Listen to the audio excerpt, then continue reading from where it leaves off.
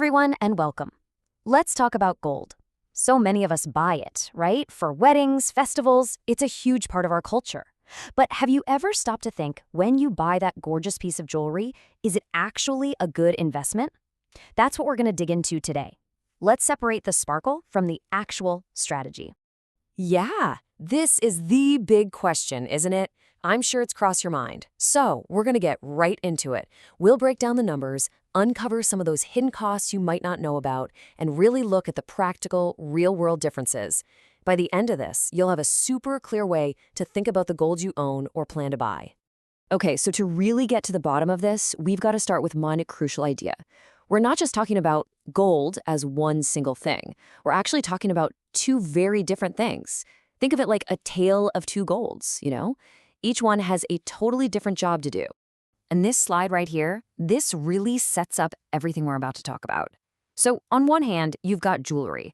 You should think of this as a consumption product. I mean, you buy it to wear it, to enjoy it, right? But then on the other side, you have something like a gold fund, and that is a pure financial asset. Its only job, its single purpose is to be an investment and hopefully grow your money. So why isn't that beautiful necklace the best investment? What's the catch? Well, it really boils down to what we can call the jeweler's hidden cut. These are all the costs that get baked into the price you pay, costs you probably don't even think about when you're at the counter. And the biggest one of these costs? It's called making charges. This is basically what you pay for the amazing craftsmanship, the design, all the hard work that turns a lump of gold into a piece of art. And listen, this is not a small fee. We're talking anywhere from 5 to 20% of the cost. And honestly, sometimes it can be even higher than that. Okay, and here is the absolute key takeaway. That 5, 10, maybe 20% you paid for that beautiful design, poof, it's a sunk cost. It's gone. Because when you go to sell that piece of jewelry, the buyer, they only care about one thing, the value of the actual gold in it. You don't get those making charges back. You don't get wastage charges back. That is an immediate loss on your so-called investment. Right. So this whole cost thing brings us straight to the topic of returns. And this is where things get really interesting. We're going to look at the numbers, sure, but what's really important is the difference between the headline return, you know, the big number you see advertised, and the actual real money that lands in your pocket. What you see versus what you get. Now, I know what some of you might be thinking.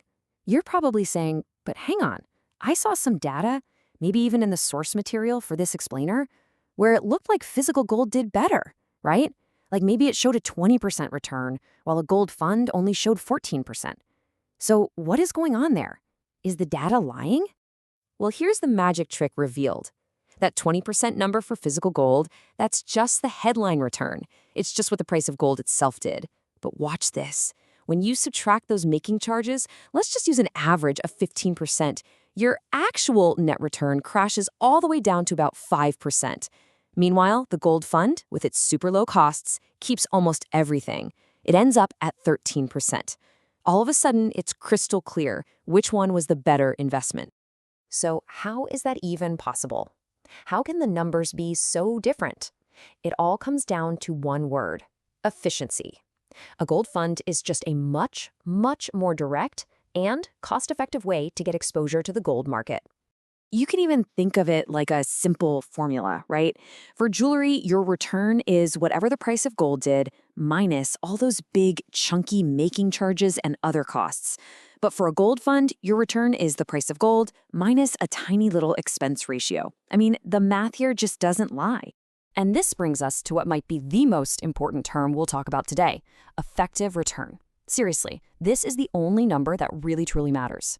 It's not about what the market did. It's about what you actually get to keep after all the costs and expenses are taken out. So from now on, whenever you look at an investment, ask yourself, okay, but what's my effective return? And you know what? The argument for funds gets even stronger when we step away from the spreadsheets and just think about the practical side of things, like the day-to-day reality of owning this stuff. I mean, the difference in convenience is just huge. Gold funds, they're electronic. They live on your screen. You don't need a bank locker, there's no risk of someone stealing it, and you can buy or sell it in like seconds online.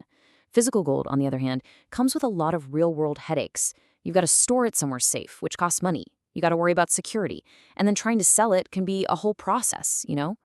All right, let's pull all of this together. Let's create a really clear strategy that you can actually use.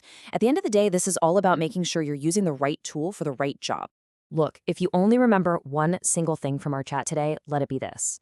If your goal is investment, if you want to grow your money, gold funds are just the more efficient way to do it, period.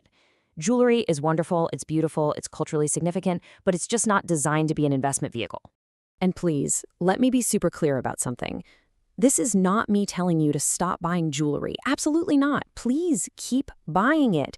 Buy it for the joy it gives you, for the memories it holds, for how great it looks. Buy it for all those wonderful reasons. Just don't confuse that with making an investment. So that really leaves us with one final thought. You now know the difference. You see the two paths clearly. You're empowered with this knowledge.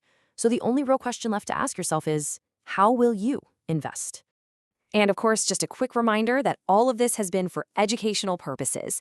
Mutual fund investments are subject to market risks, so it's always a good idea to talk to a qualified professional before you make any investment decisions. Thanks so much for tuning in.